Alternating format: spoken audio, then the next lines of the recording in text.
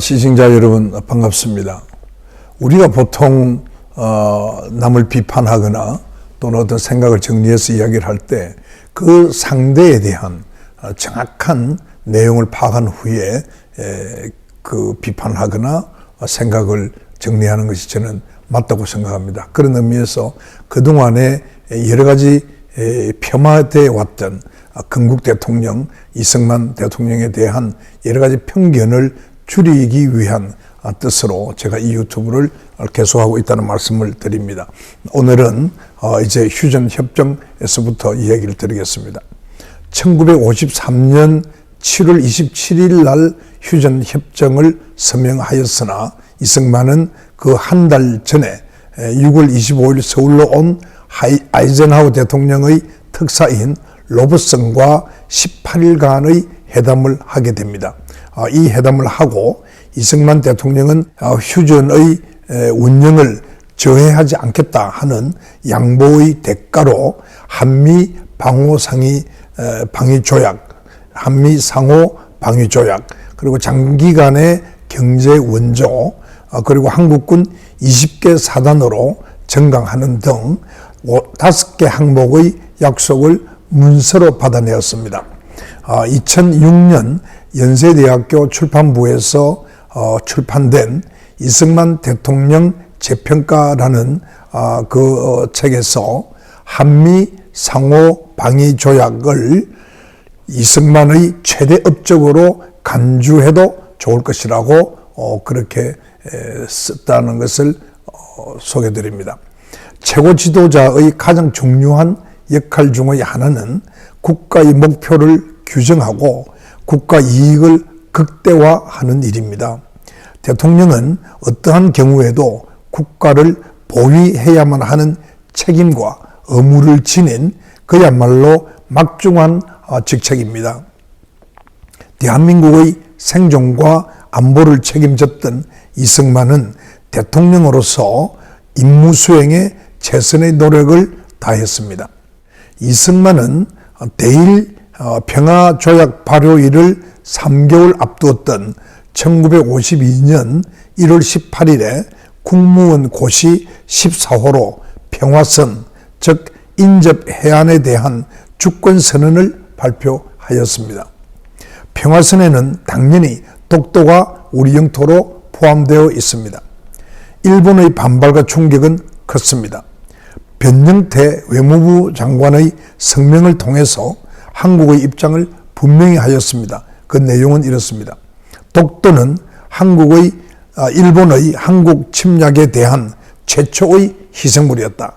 이게 제 기억에는 1905년 을사늑약 때에 독도가 일본 땅으로 그렇게 규정을 했던 것으로 생각되기 때문에 독도는 일본의 한국 침략에 대한 최초의 희생물이었다 하는 말에 제가 그런 기억이 납니다. 해방과 함께 독도는 다시 우리의 품 안에 안겼습니다. 독도는 한국 독립의 상징입니다.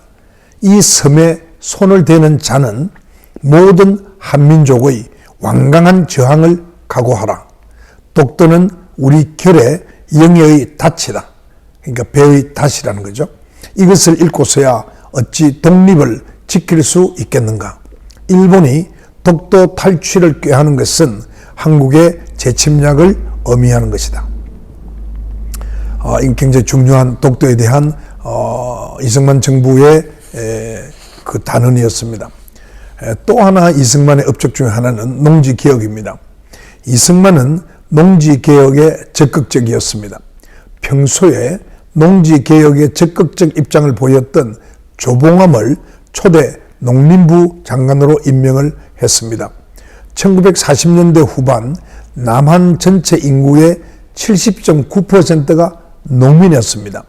그리고 그 중에 80%는 소작농 또는 자소작, 그러니까 자작과 소작을 겸해서 하는 그런 경우를 자소작이라고 했는데 그런 농민이었습니다.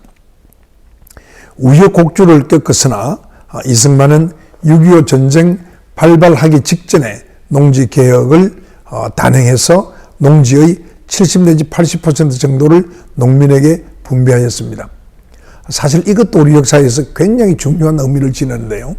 그때 이미 북한이 농지개혁을 했기 때문에 그 내용도 우리가 잘 모르면서 우리 남한이 농지개혁을 안 했으면 우리 국민들이 그때는 뭐 80% 가까이가 70.9%, 71% 가까이가 농민이었기 때문에 6.25 전쟁 때 상당한 어려움을 겪지 않겠나, 이런 개인적으로 제가 그런 생각을 해봅니다. 다시 책에 돌아가겠습니다.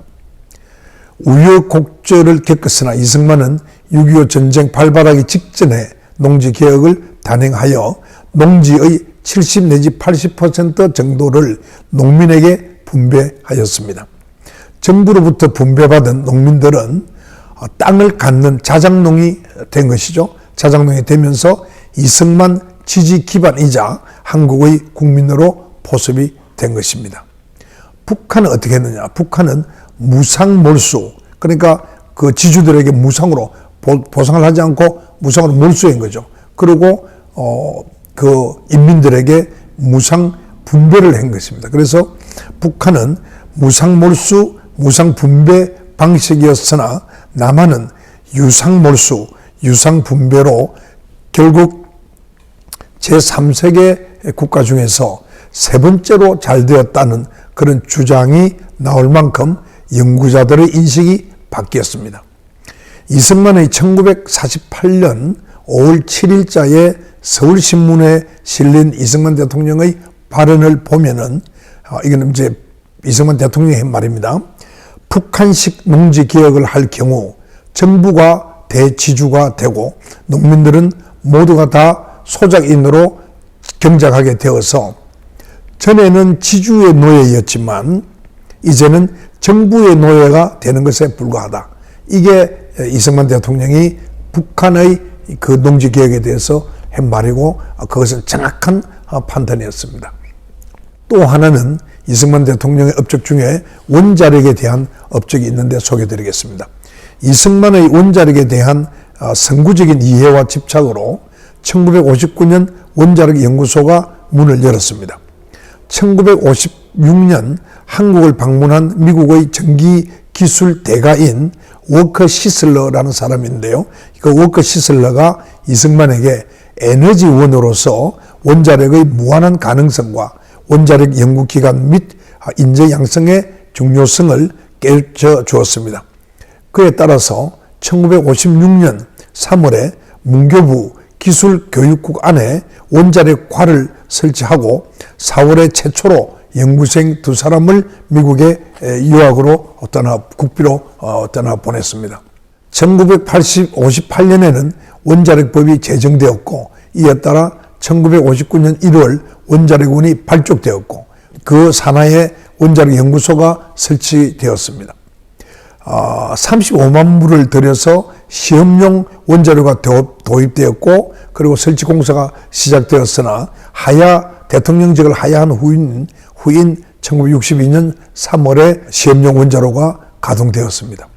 이승만이 씨를 뿌린 한국의 원자력 연구소는 1980년대에 이르러서 독자 모델의 한국형 경수로를 개발하는 결실을 맺었습니다.